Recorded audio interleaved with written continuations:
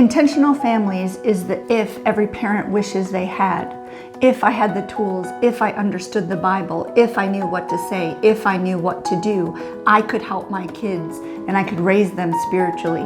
Well, you can, and that's why we're here. I'm Kate Richter. And I'm Josh Richter. With Intentional Families and Root Family Bible. Episode 11, Fear is Not Funny. It is not funny at all. It is actually, the truth is fear, or kids dealing with fear, is one of my almost trigger buttons. Like if I see that, that sets me over the top angry because I know the root of it and how even kids dealing with fear in a little bit ends up being a seed that the enemy has planted for fear to control them for their entire life. And I'm just jumping straight in, but that is one of the things I hate the most. Yeah, in going into this in Root Family Bible, we're focusing on certain people in the Bible and what they had to overcome to be used by God. And we know a lot of his kids, this is one big one, to overcome. Adults, children, doesn't matter, but we need to be teaching our kids at a young age that fear is not funny. We have movies, we have songs, we have books, that incite fear for the sake of an adrenaline rush or interest or entertainment.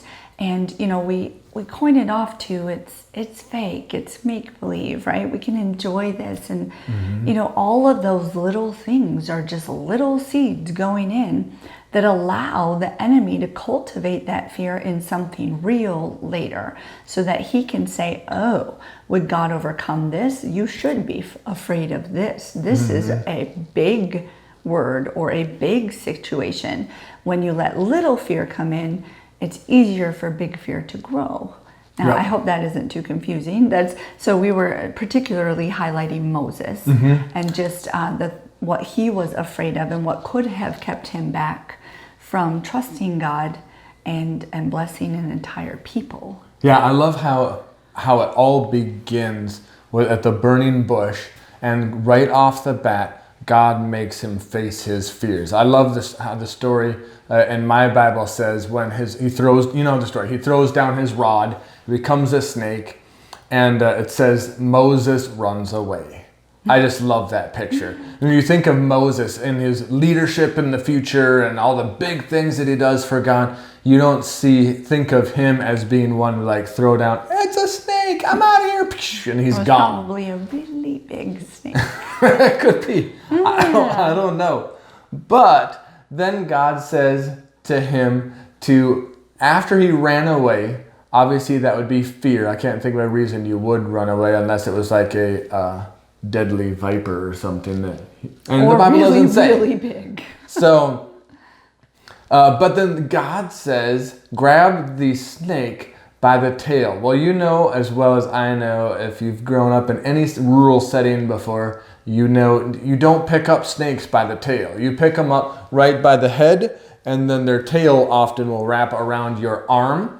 It's like, don't drop me.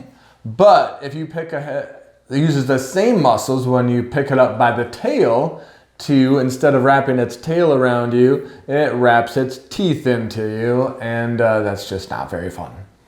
And so here God tells him not only just to face his fear of come back and stand next to this snake, or even pick the snake up, but it is grab the snake by the tail. The word of God would be something that is completely irrational in the natural sense. And this is God speaking to him. And as well as I, that the thoughts running through his head most likely were like, by the tail? You got to be kidding me. I'm a goner. God's going to have to resurrect me after I obey him if I do this thing.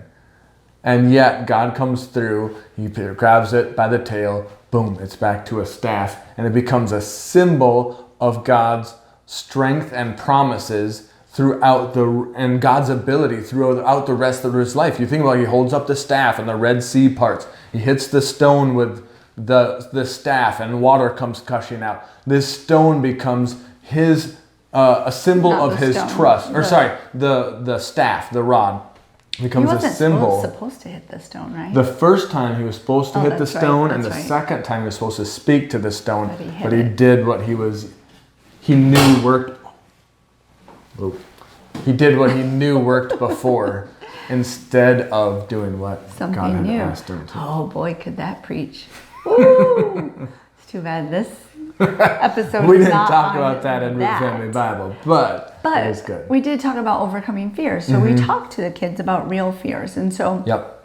of course, what do kids bring up in an instant is darkness or big bugs or, We heard snakes. We'll hear the spiders. Sure. The basic things that would be small, right? What we talked about, small things that we as parents might be tempted to overlook. It's not a big deal, yada, yada, yada, get over it. Where we want to take this episode to talk about walking them through every time a fear rears its head, no matter how seemingly small, walking them through questions like, how would God view this situation? How would God want you to view this situation or thing or whatever, right? And then because he wants you to view it that way, let's ask him how we can see it that way. And we do that with them. And then we speak to fear and tell it to go, because the Bible actually tells us to do that. We don't ignore it. We don't pretend it's not there. We don't laugh at it. We don't say it's cute. We say, you know what? Fear does not belong in our house, whether it's of bumblebees or sickness or financial woes or of someone that's in the neighborhood or a bully, right? Fear does not belong. Why? Because we have a faithful, trustworthy God who has promised us he's more than enough, and we will seek out what the answer is to any fear in him rather than partner with the fear. And I want us to teach our kids that now, because I don't know about you, I wasn't taught that as a kid. And now I find my adulthood undoing and uprooting seeds of fear that took place because they were cute, funny, or just didn't have the time to deal with them properly. I remember I was having a conversation with someone, and their young son ran in crying. It was about this time of year, so there's all the little poppers are for sale where you throw them down on hard surfaces, then they go bam, bam, and whatever. And so the oldest son had one of those, and one of the younger sons was out there with him, and the younger son had come running in crying and like, freaking out. And so the guy I was talking with stopped and was like, hey, what's going on? He's like, the oldest son, I can't use names, but he was throwing these little poppers on the sidewalk, and I think it's gonna ignite the sidewalk on fire, and it's gonna burn our house down, and I keep screaming and telling him to stop, but he's not stopping, and we're gonna lose our house if he keeps going. And all this, he was just freaking out. And I kind of started laughing. I was like, that's pretty funny that he would think that this is gonna start on fire and whatever. And the guy I was talking was like, excuse me. And he pulled him out, and he talked to him a long time about letting fear control him, and how crazy that little pop sound went from just a pop sound to a spark being a fire, sidewalk on fire, house on fire, people dying. Like, his head was just going beyond crazy. But that happens with us, right? We get a little thing, all of a sudden our mind starts going, what if this? And then if that happens, what if this? And then what if that happens? This. And so it's that same thought pattern that we struggle with as adults, where it gets us to beyond worst case scenario, that was happening with this little, I think he was like 3 years old. And so he stopped everything. He's like, we are dealing with this. We are not letting fear control him. And so he talked to him for a while, and then got him to the place where he had to throw 5 of those things on the sidewalk just to prove to fear that it was not going to control him, even with his knees shaking and the feelings trying to come on. He was not going to let fear control his thoughts or his actions. And so that's what they did. And that was probably 25 years ago, And and I remember still remember that And because it was today- dealing with the little things now, but so it doesn't become so momentous, massive thing you're trying to overcome as an adult. Right. The unfortunate part today is you have to do that in your home because people would see that kind of situation today and they would think you were abusing that child. Mm-hmm. Right? Or think you were crazy. Right. Just let the kid be a kid. Yeah, be afraid, right? Because the world doesn't see things, the unsaved world does not see things the same way God's kids should. And so he has, while you were talking, I felt like the Holy Spirit said, there's not a lot of spirits I name in the Bible. There's the Holy Spirit, and we hear about spirits when Jesus was dealing with spirits. But the Bible is specific to say that fear is a spirit. I mean, it literally calls fear a spirit. And so apparently we could address that we're addressing something that is not of us, and that is a big agenda of the enemy. Yep. Because God is specific to say we are not to entertain the spirit of fear. That's not what he's given us, right? And so there apparently is a spirit of fear. And I don't know about you, but I want no spirit but that which is of God. For sure. And I don't want my kids to recognize any spirit except for that which is of God. And so some of you might be listening to this like, seriously? But if you just take a moment as a parent and think, what am I dealing with today that were created out of minor fears someone didn't teach me to take authority over or to cast out, get rid of when I was young. And it may not, like I said before, it may not be you're still scared of the dark, right? But it's the same thought patterns about seeing a dark thing. Now you feel unsecure. Then your mind makes up or thoughts come to you of what could happen in the dark. And then if that happened, what else could happen? And then what could happen? And that kind of chain reaction. That's a great example. You just said that because I bet every parent who did not, was not able to be raised in a Christian home, and maybe even if you were, you saw a movie that was scary in nature, and it was either containing a dark basement or something under the stairs. Oh yeah. And as an adult, I will tell you, if the lights are off and you're home alone and you're going upstairs that are open through them, you are tempted to fear and run up those stairs super fast. Tell me if you are not listening to this. Somebody comment on this video if you cannot relate with that a little. No joke. You know what happened? I grew up in a Christian home. We never had videos like that. I was at my grandparents' house who were not saved, and they had this movie on. There's like, come sit with me. And I was like, hey, I'm hanging out with Grandpa watching a movie. We never do this.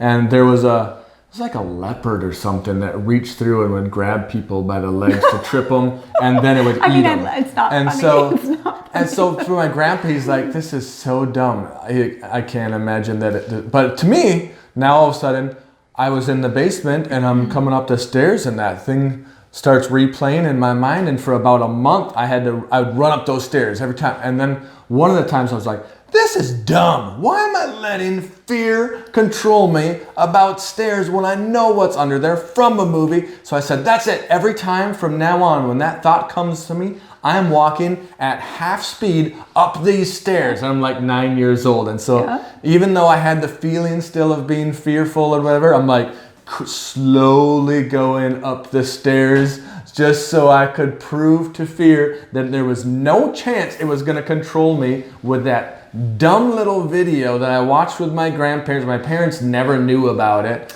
but here all the seed of fear had been planted. And if I would have let that continue, I don't know how far the devil could have taken that with that open door now for him to operate in my life.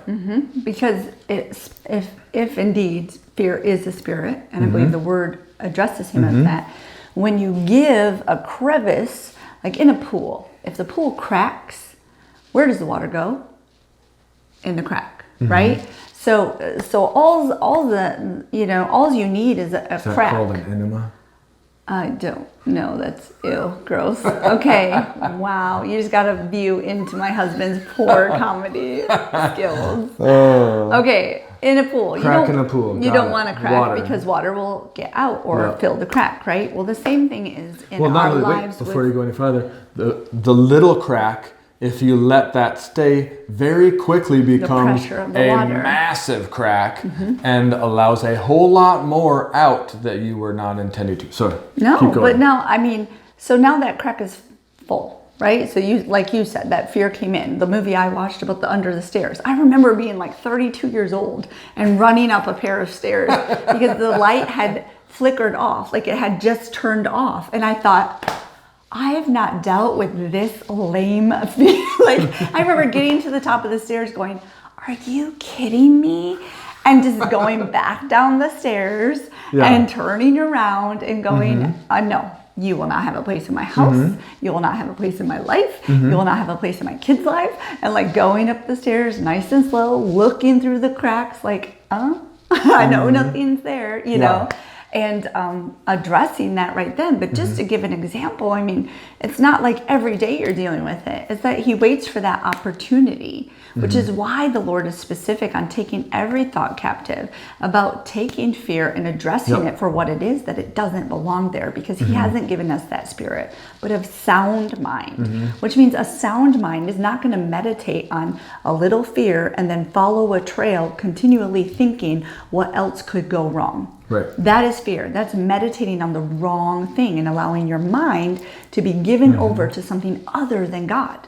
Yep. And that is what we're teaching our kids is okay when we laugh or giggle or think it's cute when they have small itty bitty fears. Yep. But really we're letting them become familiar and comfortable with the idea that I don't have to trust God in the little things, so that later it might be harder to trust God in the big things. And Go ahead. And that is, I know some people are going to listen to this and go, really, guys, you know, but if we are not vigilant on even these little things with our kids, then these are things we address in their teenage years and in their adult years when we're undoing what the Bible calls mountains, right? Undoing what could have been prevented by them just saying, wait a minute, that's not the voice of God. Wait a minute, that's not the promise of God. Wait a minute, do I believe him or don't I? Right? It's that first instance, and encouraging. You know, I remember I used to get frustrated at my kids' fears. Like, come on, you know, like more because it slowed down our day. Don't be afraid of the water. Don't be afraid of the dark. Do it right, you know? And it used to frustrate me rather than me address it for what it was. And I mean, fear is frustrating, don't get me wrong, but I needed to stop. Just like any behavior needs to be addressed in the light of the Lord, I need to stop and address it for what it was, so I could equip them, so this didn't have to continue, and so that it didn't take a deeper root too. So here's what we want to do. We want to give you some tools to turn those kids' fears, just like for Moses had that staff that had become the snake, and he faced his fears, and then he walked with it every day as a reminder of God's power and his faithfulness. We want to give you some tools to conquer fear in the kids' lives so they can look back at it as, hey, God was faithful when I was fearful here, and XYZ happened or didn't happen, and God protected me through the whole thing, and because he did that then, I know he will now. And so one of the tools I want to really, first I would say, ask God to help you recognize where your kids are allowing fear in. A lot of times kids just don't come up and talk to you about their fears very often. I'm scared of this, unless they're trying to get attention. Or they're in the moment. Or in the moment. Right. But I know for me, a lot of times, the things that I was scared of, I would try to mask in being silly, or like, let's take the stairs again. I pretended that I was racing up the stairs to see how fast I could do it. But inside I knew that it was because I was scared of the cat grabbing me. Right? It's silly. I mean, it's a silly fear. I guess there's not funny, but when we, you know, when we teach this to kids, let me just gotta interject here. It is not funny, but we show a video of this big burly man. This is a true video. Let's put the link. We'll put a link in the this. notes. Let's do that. I think the show was Real Animal Fears or something like that. No, something pet phobia, whatever. Yeah, anyway. maybe that was it. We'll put the link in. My extreme Just pet because phobia. That's to what me, it was the epitome of how weak the spirit of fear is. But if we give it power, how really silly it is, but it could overtake our life. Yeah. So you've got to see this video. It's this big burly man, and he is afraid or has given over to the spirit of fear of puppies.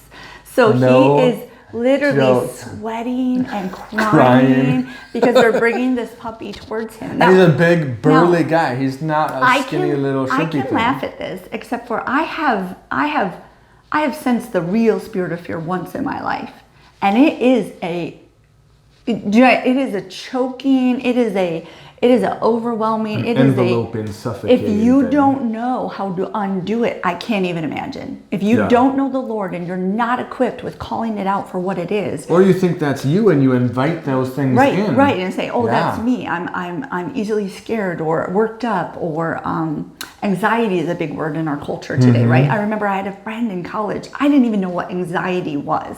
I had my own stuff. Don't get me wrong, but people are like, "Oh, you got to be careful what you say around this person and stuff because they're very anxious." And I'm like, "What does that mean?" They're like, "Well, they take meds for anxiety," and I'm like, what does that mean? Like, I don't, and this really nice person, right? So one day this person is at my house and I can't even remember what we were talking about, but it was almost like you could see the spirit of fear come on her. And she started crying and hyperventilating. And I mean, honestly, it was as simple as like we were going to make a cake or something. I really don't even remember. It was not anything, but I mean, like people are getting her bags, calling 911, and the source, I kid you not, was fear, like anxiety. But she, through life, had been convinced and not been taught how to take authority of this, that this was now part of her life and this was real, and there are certain things that she cannot handle, so much so that it would take over her body and make her completely out of control. Yep. And I remember seeing that for the first time and going, that is a window into the world of what the enemy would like all of us to be, which is believing that his thoughts are our own. And that's why it's so important that we deal with these now. So seriously, ask the Holy Spirit, hey, help me see if my kids are struggling with fear in any area. And then just be on the lookout. And if they mask it by doing other things, maybe you see your kid is running up the stairs every single time. Just ask them, right? Use the spirit of wisdom and say, hey, is there a reason you run up the stairs? Is there something you're dealing with? Or are you fearful? Or what's going on? And pray that they have those open opportunities to be able to speak into those. And then I believe it is important to have them face their fears, just like I did when I was running up the stairs and then I walked upstairs half speed because I was not going to let them control it. If you have to walk with your kids at half speed for a while and then you stand at the top of the stairs while they walk half speed for a while, and then you're in the same room at the top of the stairs while they walk half speed for a while until they can conquer this spirit of fear, it is worth it. And it's there's worth part of the you time. that says, I just want to sit on the couch and be like, get over it, go do it, right? Our kids used to be nervous to go in the basement, which is open stairs. So this isn't even like behind a closed door, right? Like as far as it's like a half wall. So you're like still half in the living room while you're going to the basement, right? And they had allowed this fear of going down those stairs and through the door to feed the cat or empty the litter or whatever to affect them once it was nighttime. And it was something we had to walk them through and deal with and take them downstairs and turn on the light and walk around the basement and go, we see everything that's here. Turn off the light, walk around the basement and say, nothing has changed. By walking down the stairs and turning off the light. Nothing has changed by walking up the stairs and being upstairs in the light. And just go, do you see who is trying to trick you? Right? And are we going to let that happen? And why? Even yesterday we dealt with this because we were taking some stuff out of the house. I needed Kate's help to carry something, and so I needed one of the boys to hold the front screen door. Only because when it's locked open, it closes like halfway, so you really can't get out. All the way open. It's so different. Yes. So we had to have, these hornets and bees, and it's flower season here still, and so they're all over, especially by our front tree that's about 10 feet or so from the front door. And so we opened the door up, and one of our kids saw that there were some flying insects around this tree, and instantly you could see their mind went, flying insects, we're going to get stung. They're going to get us in the house. If they get in the house, then they can sting us all the time. That's what all of a sudden the progression, you can start to see it. Flying to the point animals, of our oldest bees like are in there. squealing. Now, like, like- I can't do it. And listen, I was partner to this because at first I thought I'm going to make an educated suggestion as a mom with a baby that maybe we shouldn't do it right now. We should do it tonight because they are swarming all around out there. And Josh looks at me like, we have so much to do.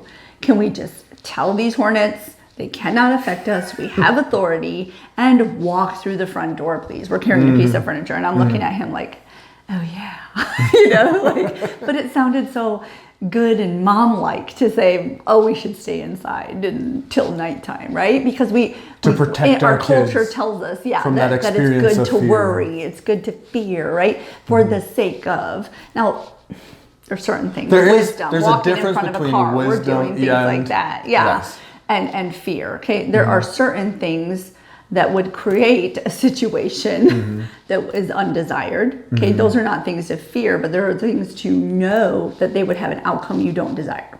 Yep. So, step in front of a car that's moving faster than you, problem, right? I don't want you to fear the car, but I want you to have enough wisdom that you're not going to walk in the street while they're going faster and they're bigger than you are, right? But then the spirit of fear would be fearing to cross the road in case Right. of a car coming. Right. So anyway, he holds the door Yep. open, we get the furniture out, we get it in the vehicle, we go back through the front door, and everyone comes out unscathed. After we had to talk for a second at the Literally. door while holding the door open. Ironically. Of this is what we're going to do. We're going to face our fears. We eventually We're had to going close the door speak because our to oldest was like, these. and we're like, okay, close the door, and then we're going to talk through this. Like, well, what can Remind really... them that God has not given us the spirit of fear, but Yeah. of love, of power, of a sound mind. We can think straight about this, and they're not out hunting us at them. And it makes me even think of our scripture last month, I think. Don't worry about anything. Instead, pray about everything. Tell God what you need and thank Him for all He has done. Yeah. So whether you have a 2-year-old, a 9-year-old, a 20-year-old, we can remind them that this Christianity isn't just convenient Christianity. This is a real relationship. This is a real God. His Spirit indwells in our body, the same Spirit that raised Christ from the dead. Yeah. His Word is alive. We can use it on this earth. In fact, He's asked us to. All of creation is groaning that we would know really who we are because of what Jesus did for us. And we can encourage our kids that this is real. This isn't just a list of rules. This isn't just a convenient lifestyle. This isn't just a Sunday thing. This is something we can make real and live, he says, reigning in life as kings. Yep. That we can walk this out when we believe what he says and put it into action in our lives. I don't know about you, but I want my kids living that kind of life.